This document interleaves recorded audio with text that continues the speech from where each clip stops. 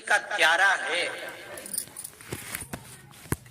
तो तुलसी महारानी हमें ये बता देती है कि हमारे घर में सुख आने वाला है कि दुख आने वाला है। तुलसी बता देती है कि आपके घर की दशा क्या है। बार बार जल डालने के बाद भी तुलसी सूख रही है, बार बार आप पूजन कर रहे हैं, पाठ कर रहे हैं, तो भी तुलसी के दल सूख रहे हैं। तुलसी बता देगी कि तुम्हारे घर में तकलीफ आने वाली है, कष्ट आने वाला है, सूख रही है। किसी ने जरूर कुछ ना कुछ ऐसा है इसमें घर में तकलीफ आएगी, तुमने लगाया फिर सूखी, फिर लगाया फिर। तुलसा महारानी बता देती है कि कष्ट है। और जिस गमले की तुलसा घेर घमोर हो, फलित हो, आनंद में हो, तो उस घर में फिर दुख नहीं आता, समृद्धि खुद बढ़ती चली। जिन शंकर भगवान को आप जल चढ़ाते हो, जिन ठाकुर जी से आप लाड लड़ाते हो, जिन भगवान कृष्ण का आप स्मरण करते हो, राधा रानी का आप नाम जाप करते हो, जिस परमात्मा का आप भजन कर रहे हो, कीर्तन कर रहे हो, नाम जाप कर रहे हो, नाम स्मरण कर रहे हो, उससे तुम्हारा एक संबंध होना चाहिए, एक रिश्तेदारी होना चाहिए। और उससे जब तुम्हारा कोई संबंध रहेगा, उससे जब तुम्हारी कोई रिश्तेदारी रहेगी,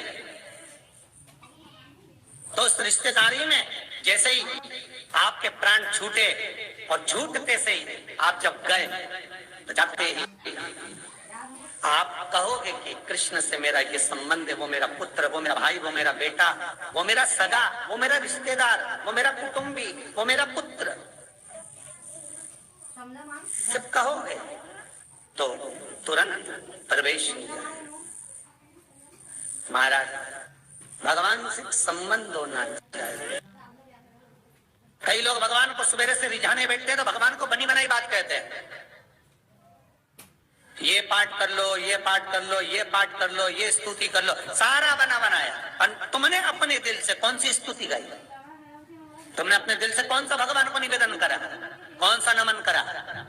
बस सवेरे उठना है, नहाना है, भगवान के सामने जाना है, भगवान को नहलाना है, कपड़े पहनाना है, अगरबत्ती लगाना है, थोड़ा सा शक्कर का भोग लगाना। इतने सारे देवी देवता, शंकर जी, राम जी, गणेश जी, सारे देवता, और 2 खुरमा लेके, एक बालूशाही लेके, 2 मठरी लेकर आ गए, 1 मठरी लेकर आ गए, और भगवान को इतनी सी कटोरी में रख दिया। अब बोले, कई लोगों से पूछा, इतनी सी कटोरी में 1 मठरी, 1 खुरमा, और रोज मठरी खुरमा एक साथ नहीं रखती। वो तो आज दिन मठरी का भोग लगा दिया, कल खुरमे का लगाएगा, परसों गुजिया का, परसों पपड़िया का, कोई डब्बे में भरे भराए रखे, रख दिया।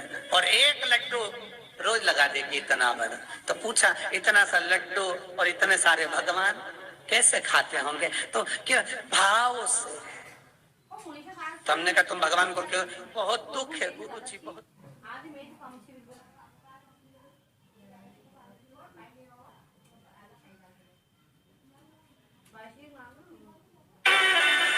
क्या केवल सुबह का समय, शाम का समय मंदिर जाने का होता है?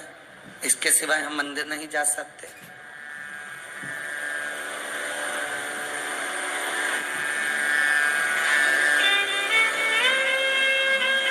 तो एक निवेदन आप सबसे कहूंगा,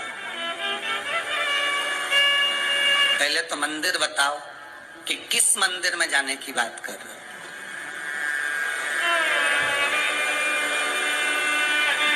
आप कौन से देवता के मंदिर में जाने की बात कर रहे हैं?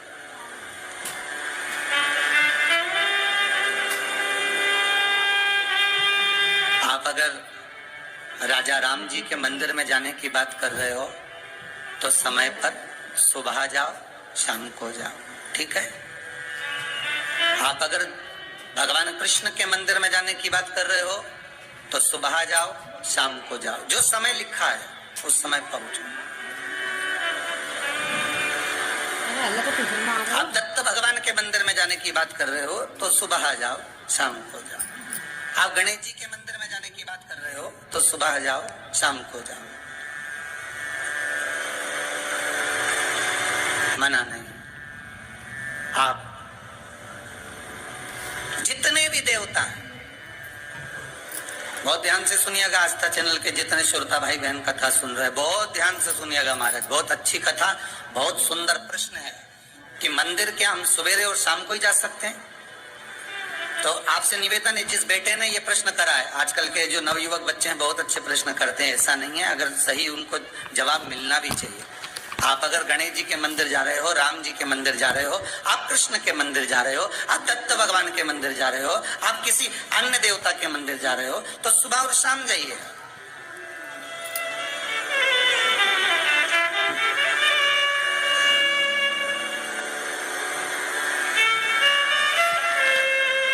पर यदि आप शंकर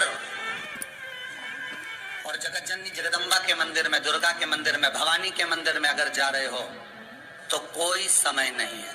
क्यों? क्योंकि माँ और बाप के रूम में बेटा कभी भी जा सकता है। माता और पिता तो बाहें पसारे खड़े हैं।